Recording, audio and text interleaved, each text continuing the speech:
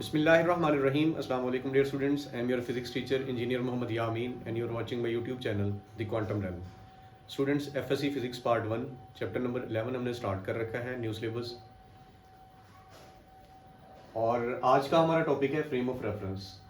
इस लेक्चर में हम देखेंगे फ्रेम ऑफ रेफरेंस क्या है, इनर्शियल फ्रेम और नॉन इनर्शियल फ्रेम में डिफरेंस करेंगे, लॉ ऑफ इनर्शिया को समझेंगे। तो छोटा सा रिव्यू लेते हैं अपने प्रीवियस लेक्चर का जिसमें हमने रिलेटिव मोशन को डिस्कस किया। इसके अंदर हमने 3 चीज़ें सीखी। फर्स्ट ऑफ ऑल डायरेक्शन के बारे में हमने पढ़ा कि डायरेक्शन रिलेटिव होती है। इसी तरह स्टूडेंट्स हमने सेकंड पॉइंट देखा कि स्टेट ऑफ ऑब्जेक्ट रिलेटिव होती है। एक ऑब्जेक्ट जो आपके लिए रेस्ट में है तो किसी और ऑब्जर्वर के लिए जो किसी और फ्रेम में मौजूद है, जस्ट लाइक वो स्पेसशिप से मूव कर रहा है या वो किसी और प्लैनेट से ऑब्जर्व कर रहा है, स्पेस से ऑब्जर्व कर रहा है, तो उसके लिए वो ऑब्जेक्ट मोशन में हो सकता है। बिल्कुल ऐसे ही एग्जांपल दी थी मैंने कि अगर ट्रेन में 2 लोग सफ़र कर रहे हैं, आमने सामने बैठे हैं, तो वो with respect to each other दोनों रेस्ट में हैं, but to a third observer जो बाहर से उन्हें ऑब्जर्व कर रहा है उसके लिए दोनों स्टेट ऑफ मोशन में हैं अगर ट्रेन मूव कर रही है तो। इसी तरह स्टूडेंट्स थर्ड पास्टुलेट हमने देखा था जिसमें हमने ये समझा कि जो स्पीड होती है वो भी रिलेटिव होती है, और इसमें हमने ये भी देखा कि लाइट की जो स्पीड है उसके अंदर इनवेरिएंस, उसे हम लेटर ऑन समझेंगे कि रिलेटिविस्टिक इफेक्ट या रिलेटिव वेलोसिटी का जब हम जिक्र करते हैं तो डेली लाइफ में तो वो इफेक्ट हम मेजर कर रहे होते हैं, बट लाइट के केस में वो इफेक्ट एप्लीकेबल नहीं रहता। तो स्टूडेंट प्रीवियस लेक्चर में से ही एक एग्जांपल और ऐड करूंगा मैं कि एक मोशन जो आपके लिए स्ट्रेट लाइन होती है किसी और ऑब्जर्वर के लिए जो किसी और स्टेट में है उसके लिए वो मोशन प्रोजेक्टाइल मोशन हो सकती है। तो इस चीज़ को देखते हैं, समझते हैं। लेट्स सपोज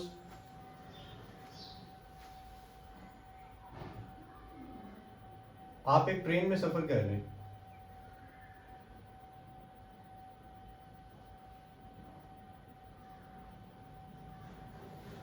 और ट्रेन में एक पैसेंजर एक बॉल को ड्रॉप करता है।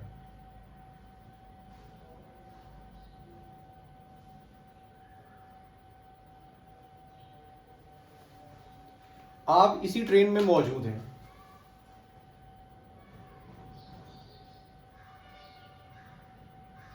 आपके लिए मोशन स्ट्रेट लाइन होगी, उस ऑब्जर्वर के लिए या उस पर्सन के लिए जिसने ये एक्सपेरिमेंट परफॉर्म किया उसके लिए भी ये मोशन क्या होगी स्टूडेंट्स, स्ट्रेट लाइन मोशन होगी। But to an observer which is observing from outside, क्या ये मोशन स्ट्रेट लाइन होगी या नहीं होगी, तो वो डिपेंड करता है state of this frame. Let's suppose students case 1 हम सपोज कर लेते हैं कि ये ट्रेन अगर रेस्ट में हो तो देन ये दोनों ऑब्जर्वर जो इस ट्रेन में मौजूद है और ये जो आउटसाइड ऑब्जर्व कर रहा है इन दोनों के लिए ये मोशन स्ट्रेट लाइन होगी। बट अगर ये ट्रेन मूव करने लग जाए तो देन जो इनसाइड ऑब्जर्वर मौजूद है वो तो कहेगा ये स्ट्रेट लाइन मोशन है, but to an observer which is present outside उसके लिए मोशन स्ट्रेट लाइन नहीं रहेगी। वो कैसे? तो स्टूडेंट्स देखें, लेट्स सपोज ये वही ट्रेन है जो फॉरवर्ड मूव कर रही है।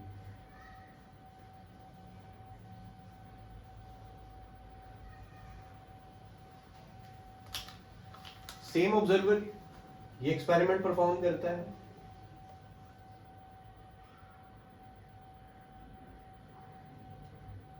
एक बॉल को ड्रॉप करता है।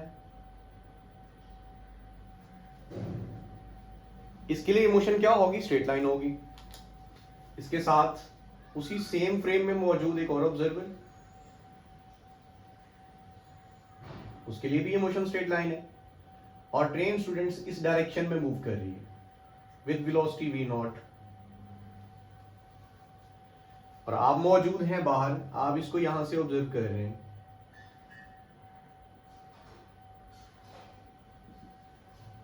अब आपके लिए मोशन क्या होगी, आपके लिए मोशन स्ट्रेट लाइन नहीं होगी। कैसे? आपको ये ऑब्जर्व होगा कि ये बॉल फॉरवर्ड मूव कर रही, क्यों? क्योंकि ट्रेन फॉरवर्ड मूव कर रही।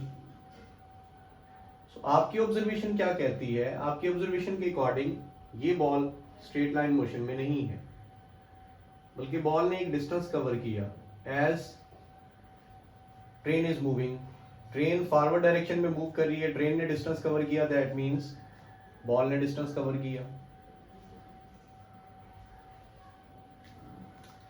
सो ये जो ऑब्जर्वर यहां मौजूद था जिसने एक्सपेरिमेंट परफॉर्म किया था, उसने जब बॉल ड्रॉप की तो ट्रेन इस जगह पे मौजूद थी। अब बॉल नीचे जाते हुए जो टाइम ले रही है वह उसी टाइम में ट्रेन फॉरवर्ड मूव कर रही। सो ट्रेन ने यहां से लेकर यहां तक एक डिस्टेंस कवर किया, और वो डिस्टेंस स्टूडेंट्स क्या है, v naught into T. S is equal to v into T, v naught speed of train. So ये बॉल इस ऑब्जर्वर के लिए स्ट्रेट लाइन मोशन में नहीं है, बल्कि ये बॉल इस ऑब्जर्वर के लिए यहां पे आके ड्रॉप होगा।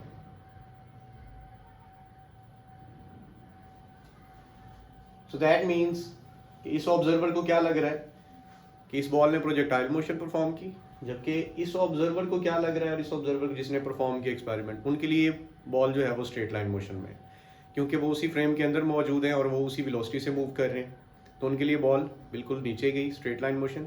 जबकि आउटसाइड जो ऑब्जर्वर मौजूद था उसके लिए मोशन क्या थी, प्रोजेक्टाइल मोशन। तो स्टूडेंट्स ये एग्जांपल आपकी बुक में डिस्कस की हुई है। नेक्स्ट हम चलते हैं, फ्रेम ऑफ रेफरेंस क्या होता है, coordinate system relative to which measurements are taken. Students, set of coordinate system or coordinate axis relative to which observations are taken and measurements are taken, जिसके relative आप observation लेते हैं या measurements लेते हैं। एग्जाम्पल मैंने यहाँ पे लिखी, position of a table in a room. Students, आप एक रूम में मौजूद हैं, उसके अंदर एक टेबल मौजूद है, आप उस टेबल की पोजीशन किस तरह डिस्क्राइब करेंगे? आप उस टेबल की पोजीशन को डिस्क्राइब करेंगे with reference to relative to the walls of the room। तो आप बताएंगे कि किस वॉल से कितना डिस्टेंस है, या एग्जैक्टली टेबल किस जगह मौजूद है, तो उसका एक पार्टिकुलर डायमेंशन, आप एक स्पेसिफिक डिस्टेंस बताएंगे ना, तो ये आपका रूम जो है फ्रेम ऑफ रेफरेंस बन जाता है। इसी तरह अगर आप लैब में एक्सपेरिमेंट परफॉर्म कर रहे हैं तो लैब आपका फ्रेम ऑफ रेफरेंस है। आप एक ट्रेन में मौजूद हैं, जैसे इस एक्सपेरिमेंट की मैंने एग्जाम्पल दी, तो ये ट्रेन आपका फ्रेम ऑफ रेफरेंस है। अगर आप सेटेलाइट के अंदर मौजूद हैं तो सेटेलाइट आपका फ्रेम ऑफ रेफरेंस है। तो यहाँ पे हमने ये सीखा कि फ्रेम ऑफ रेफरेंस से डिसाइड होगा कि हम किस ऑब्जर्वेशन को किसी हिसाब से ऑब्जर्व कर रहे हैं। एक मोशन हमारे लिए क्लॉकवाइज है टू एन ऑब्जर्वर जो किसी और फ्रेम ऑफ रेफरेंस में मौजूद है, उसके लिए एंटी क्लॉकवाइज हो सकती है। एक मोशन हमारे लिए स्ट्रेट लाइन है, तो किसी और ऑब्जर्वर जो किसी और फ्रेम में मौजूद है उसके लिए वो मोशन स्ट्रेट लाइन नहीं बल्कि प्रोजेक्टाइल मोशन हो सकती है। तो इन एग्जाम्पल से आपने सीखना है कि फ्रेम ऑफ रेफरेंस बहुत मैटर करता है हमारी ऑब्जर्वेशन में। So coordinate system relative to which measurements are taken is known as frame of reference. Students, frame of reference की दो टाइप्स होती हैं, इनर्शियल फ्रेम ऑफ रेफरेंस जिसका दूसरा नाम है नॉन एक्सेलरेटेड फ्रेम, जिसमें एक्सेलरेशन जीरो होगा, लेटर ऑन समझते हैं हम। दूसरी टाइप हमारे पास है non inertial frame of reference या फिर एक्सेलरेटेड फ्रेम। तो इसे एक्सेलरेटेड फ्रेम कह रहे हैं, मतलब कि इसमें एक्सेलरेशन जीरो नहीं होगा नॉन इनर्शियल फ्रेम में। तो इनको डिफरेंस करने से पहले हम लॉ ऑफ इनर्शिया की तरफ आते हैं। लॉ ऑफ इनर्शिया आप पहले पढ़ चुके हैं। क्या डेफिनेशन होती है? Property of a body. Inertia तो प्रॉपर्टी होती है किसी बॉडी की due to which it resist the change in its state of rest और यूनिफॉर्म मोशन। तो लॉ ऑफ इनर्शिया क्या है कि a body at rest remain at rest और a body moving with uniform velocity will continue to do so unless an unbalanced force act on it and produce acceleration। एक body की जो state होती है, state of rest हो या uniform motion हो, वो बॉडी अपनी उस स्टेट को कंटिन्यू रखती है जब तक कोई अनबैलेंस फोर्स एक्ट ना करे और उसमें एक्सेलरेशन प्रोड्यूस ना करे। So that define law of inertia, और न्यूटन फर्स्ट लॉ को भी इसी तरह आप डिफाइन करते हैं। नेक्स्ट ऑनवर्ड हम चलते हैं, इनर्शियल फ्रेम क्या होता है और नॉन इनर्शियल फ्रेम क्या होता है। तो स्टूडेंट्स, इनर्शियल फ्रेम की डेफिनेशन है frame of reference in which law of inertia is valid. Law of inertia भी हमने डिफाइन किया था। सो एक ऐसा फ्रेम जिसमें लॉ ऑफ इनर्शिया वैलिड हो या न्यूटन फर्स्ट लॉ ओबे हो, उसे हम क्या समझते हैं या क्या डिफाइन करते हैं? As inertial frame of reference. Second definition इसकी क्या है कि नॉन एक्सेलरेटेड फ्रेम है। किस तरह? ये फ्रेम ऑफ रेफरेंस क्या होगा स्टूडेंट्स? या तो रेस्ट में होगा रिलेटिव टू अर्थ आप कह सकते हैं, और मूविंग विद यूनिफॉर्म वेलोसिटी। या तो रेस्ट में होगा या यूनिफॉर्म वेलोसिटी से मूव करेगा, तो इसे हम रीड करेंगे एज इनर्शियल फ्रेम। अब क्योंकि रेस्ट या यूनिफॉर्म वेलोसिटी का जिक्र हो रहा है तो इसमें एक्सेलरेशन स्टूडेंट्स जीरो रहेगा, तो नॉन एक्सेलरेटेड फ्रेम भी कहते हैं इसको। एग्जाम्पल है a car moving with uniform velocity relative to earth. एक कार जो यूनिफॉर्म वेलोसिटी से मूव कर रही है उसमें कोई एक्सेलरेशन नहीं होगा रिलेटिव टू अर्थ, तो उस कार को आप कह सकते हैं कि वो आपका इनर्शियल फ्रेम है। ऐसे ही अर्थ की अगर हम बात करें तो अर्थ को भी आप कंसिडर कर सकते हैं इन जनरल क्या as inertial frame of reference. Although earth का एक्सेलरेशन स्टूडेंट्स याद रखिएगा कि एग्जैक्टली जीरो नहीं होता, क्योंकि अर्थ ऑर्बिट कर रही है, अपने एक्सिस पे स्पिन भी कर रही है, तो ऑर्बिटल मोशन की वजह से जो अर्थ की वेलोसिटी है उसमें चेंज आ रहा है due to change in its direction. तो जब वेलोसिटी चेंज हो रही है तो दैट मीन्स कि एक्सेलरेशन प्रोड्यूस हो रहा है, आल्दो वो एक्सेलरेशन इतना ज़्यादा नहीं है। सो वेरी स्मॉल एक्सेलरेशन की वजह से हम अर्थ को क्या कंसिडर करते हैं एज इनर्शियल फ्रेम। इसी तरह सेकेंड टाइप है non inertial frame, frame of reference in which Newton's first law और law of inertia is not valid. एक ऐसा फ्रेम ऑफ रेफरेंस जिसमें लॉ ऑफ इनर्शिया वैलिड नहीं रहेगा या न्यूटन फर्स्ट लॉ वैलिड नहीं रहेगा, उसे हम क्या नाम देंगे? नॉन इनर्शियल फ्रेम का।